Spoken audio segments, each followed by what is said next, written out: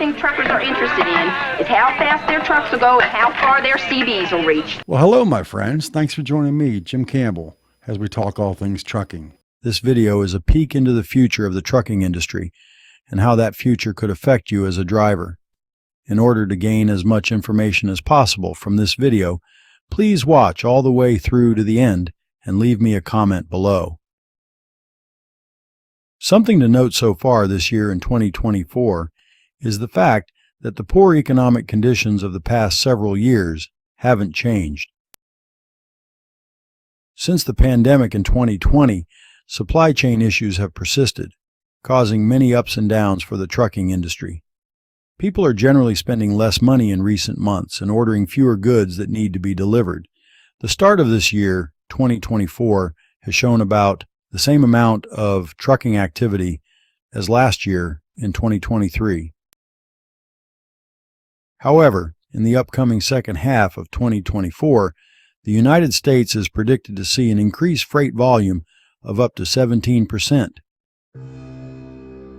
Some drivers today are tired of dealing with all the regulations that government keeps imposing on the trucking industry and are especially worried about the upcoming all-electric mandate that the Joe Biden administration has put into place, requiring a massive shift from diesel trucks to all-electric trucks. Other drivers are simply tired of life on the road and dealing with the stupid things that four-wheelers do. The transportation field is something that a lot of drivers know and love. In a lot of respects, it's the only thing they know how to do. However, keep in mind that driving a big truck isn't the only job available if you're interested in working in the transportation industry. There are jobs that don't require you to sit behind the wheel of a truck. These include safety manager or director, dispatcher, freight broker, salesperson, marketing manager, administrator, mechanics, and you can even become a trainer. As freight volumes increase, reliable and hardworking people will be needed to fill non-driving roles to help trucking companies with the logistics and other behind-the-scenes work. Driving a truck can be a financially rewarding career, and there is steady projected growth for jobs in trucking. The U.S. Bureau of Labor Statistics reports that over the past decade, there have been over 200,000 openings annually for tractor-trailer drivers. Because of the shortage of drivers in the trucking industry, a lot of companies are offering sign-on bonuses for road drivers. Truck driver salary is at a premium. In 2024, most companies are paying over-the-road drivers somewhere between 55 cents a mile to 62 cents a mile plus bonus.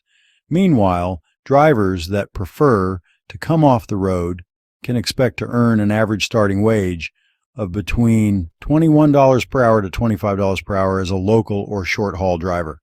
Of course, all pay is variable. Your hourly rate or salary will depend on many factors, including your experience, the type of goods you are hauling, and the location where you're based.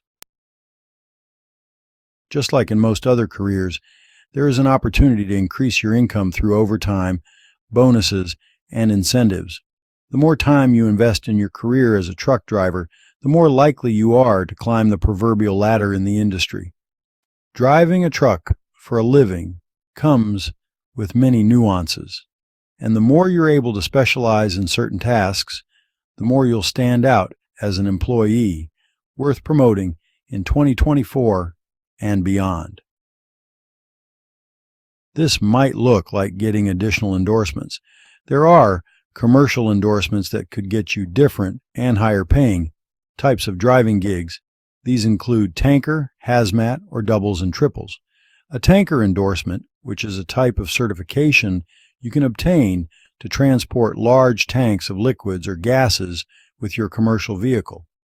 Keep in mind the rules have changed with a tanker endorsement, which now says you must also have a tanker endorsement if you are hauling 10,000 pounds of liquid in a cargo van.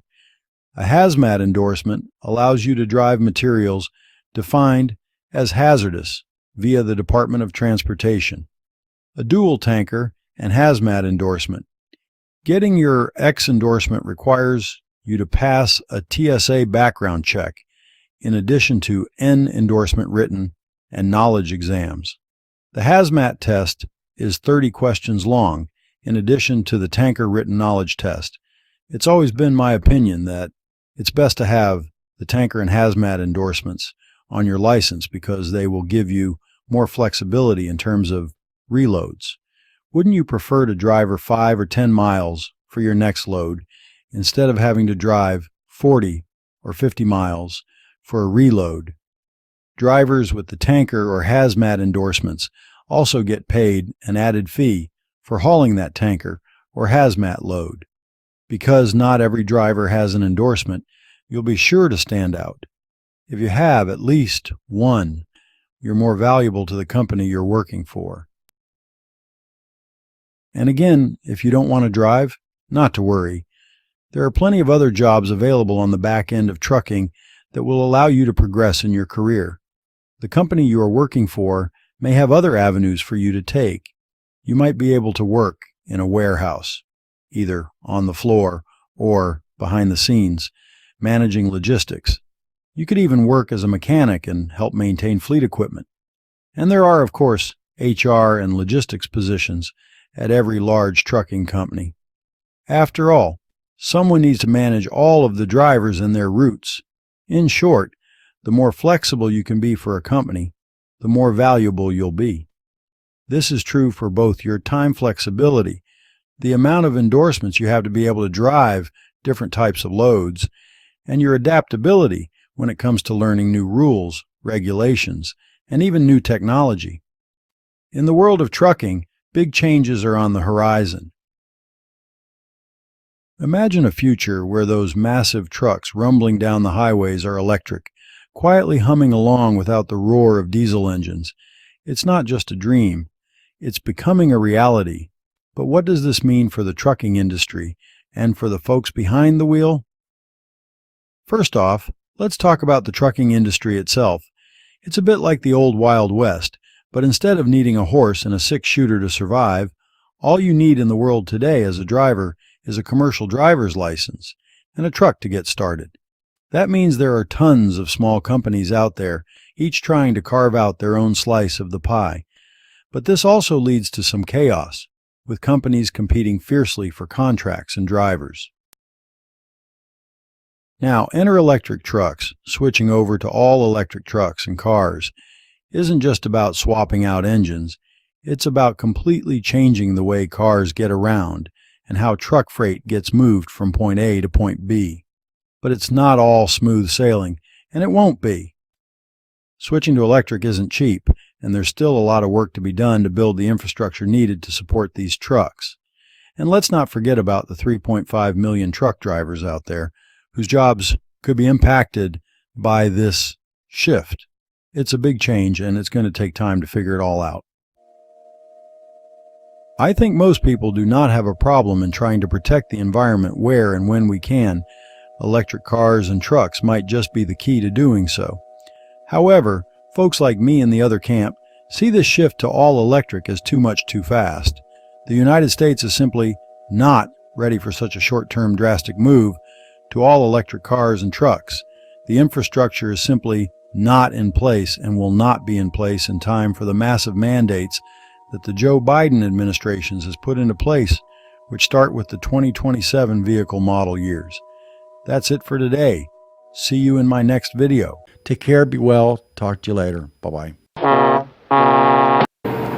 can't hardly wait till I'm a trucker.